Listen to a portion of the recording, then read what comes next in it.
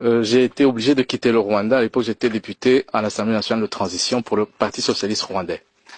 Mais quelques mois avant, j'ai eu l'occasion, c'est peut-être une chance, d'assister à une séance au cours de laquelle l'ancien président de la République, Pasteur Bizimungu, est venu nous expliquer les raisons pour lesquelles l'armée rwandaise était au Congo, au Zaïre à l'époque.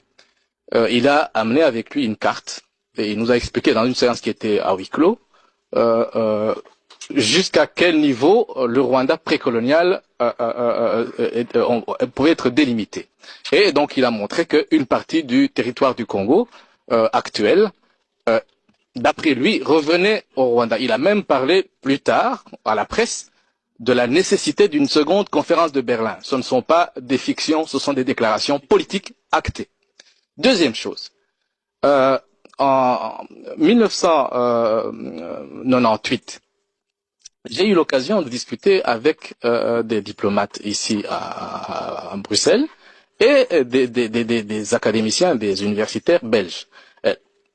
Des deux types de discussions que j'ai pu avoir, il y a au moins un académicien, un universitaire belge qui a parlé de la nécessité de l'établissement d'un État tampon entre le Rwanda et le Congo, comme solution, d'une part, à l'instabilité du Kivu, et d'autre part, à l'instabilité du Rwanda. L'État tampon devra servir à absorber le trop-plein de population rwandaise qui ne peut pas trouver de la place au Rwanda. C'est un projet qui existait depuis avant la colonisation. C'est pas une fiction. Il y a eu un mouvement, un organisme précolonial qui a été, je veux dire, colonial, qui a été mis en place par la tutelle belge pour transférer de façon organisée des populations du Rwanda vers le Congo. Donc c'est une chose qui est là, qui existe. Récemment, et c'est le dernier mot que je vais dire, un diplomate belge a parlé, je ne vais pas dire son nom, je suis désolé, je ne peux pas révéler quel est son nom, a parlé de façon univoque, donc sans équivoque, de la nécessité pour l'opposition rwandaise d'envisager le fait de prendre part à un projet de création d'un État tampon. Donc ce qui veut dire, ce sont des choses réelles, ce ne sont pas des fictions. Maintenant, il se peut que ces projets échouent, il se peut que ça n'aboutisse pas. Ce ne serait pas la première fois que ces projets de balkanisation de l'Afrique échouent. Et honnêtement, les FDU sont totalement défavorables à ce type de projet. Et ici, je les dénonce avec force. Nous avons été invités en Allemagne par une église allemande. Et lors de cette rencontre, il se trouvait là-bas des responsables politiques allemands qui nous ont demandé ceci, qui nous ont dit ceci.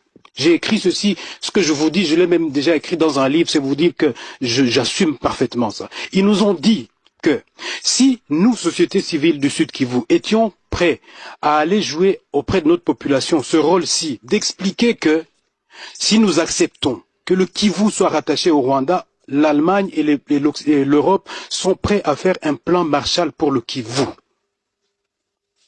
Ce n'est pas de la fiction, monsieur.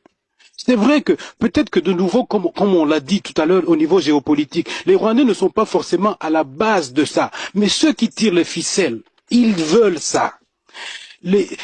Quand on parle de Nkunda, aujourd'hui, Nkunda dit qu'il a 350 000 réfugiés qu'il doit réinstaller. Où?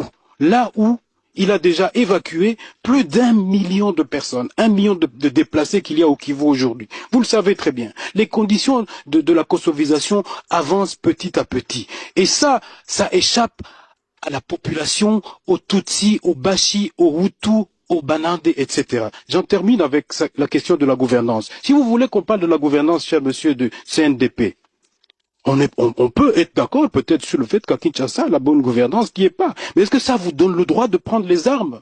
Est-ce que ça vous a donné le droit de ne pas participer au processus électoral? Non, parce que vous avez un plan qui est bien déterminé. Ce qui nous présente la guerre au Congo comme une guerre ethnique, c'est celle